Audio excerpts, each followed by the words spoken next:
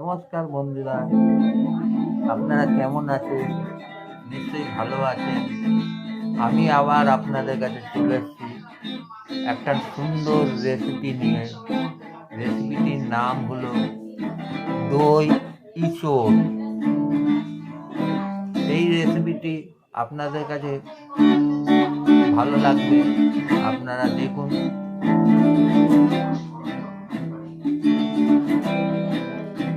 এই রেসিপিটি আপনাদের কাছে ভালো লাগলে আপনারা অতি অবশ্যই লাইক ও সাবস্ক্রাইব করবেন এবং কমেন্ট করে জানাবেন।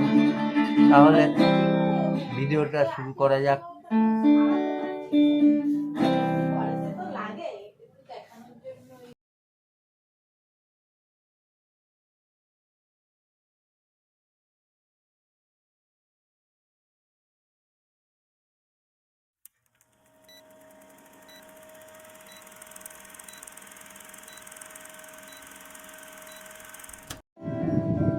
আমি বাজার দিয়ে একটা ইঁচড় কিনে আনলাম, সেটাকে ভালোভাবে কাটলাম, কেটে পিস পিস করলাম।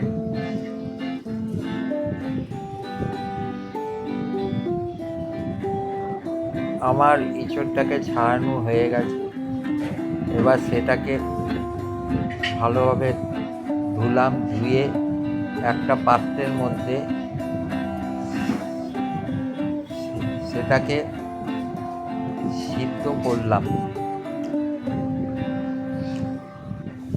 আমার সিদ্ধ হয়ে গেছে। এদিকে আমি আদা, পেঁয়াজ, লঙ্কা মিক্সিংয়ে দিলাম, মিক্সিংয়ে গুঁড়ো করলাম বা একটা পেস্ট তৈরি করলাম। আমার পেস্ট তৈরি করা হয়ে গেছে।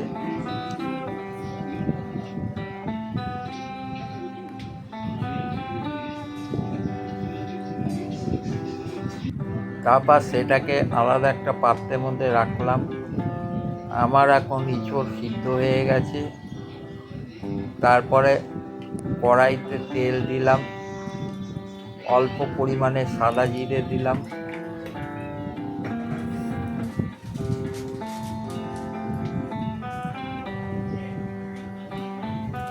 দুই একটা শুকনো লঙ্কা দিলাম, দিয়ে তার মধ্যে আলুগুলো ভেজে নিলাম। আমার আলু ভাজা হয়ে গেছে।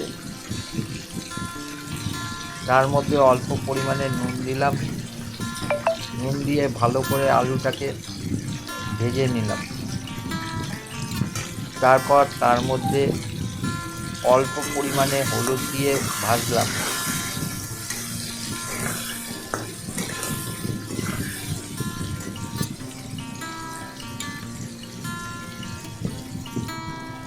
তারপরে ওই পেস্টটাকে, আদা পেঁয়াজ যে পেস্ট করা হয়েছে সেই পেস্টটাকে তার মধ্যে দিয়ে দিলাম, দিয়ে আলুটাকে ভালোভাবে কষালাম।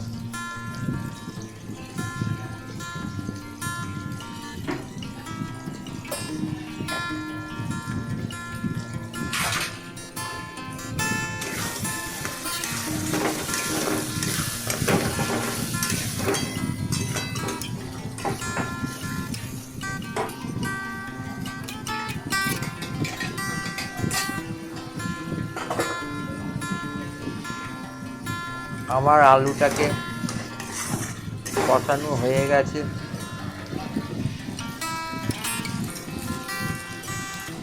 তার মধ্যে সিদ্ধ করা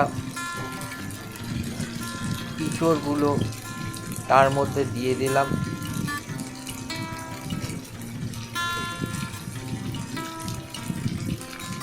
দিয়ে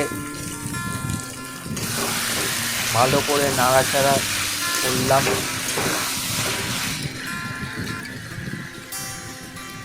তার মধ্যে অল্প পরিমাণে নুন দিলাম,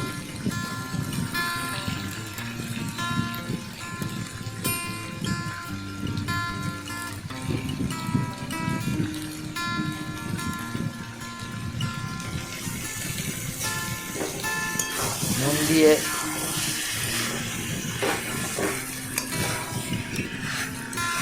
ভালোভাবে নাড়াচাড়া করলাম। তার মধ্যে জিরের গুঁড়ো, ধনের গুঁড়ো এবং গরম মশলার গুঁড়ো দিলাম।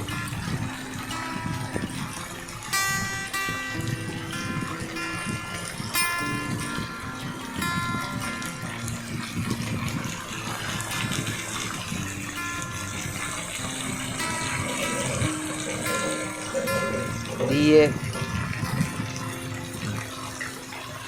লঙ্কার গুঁড়ো অল্প পরিমাণে দিয়ে দিলাম।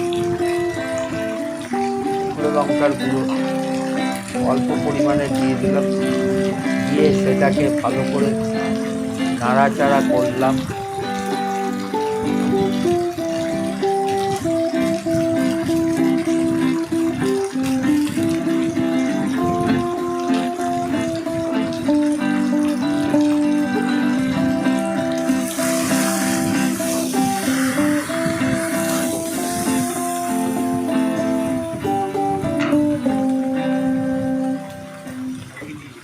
তারপর তার মধ্যে অল্প পরিমাণে নুন দিলাম। দিয়ে তারপরে দইটাকে দিলাম। দইটাকে দিয়ে ভালো করে নাড়াচাড়া করলাম।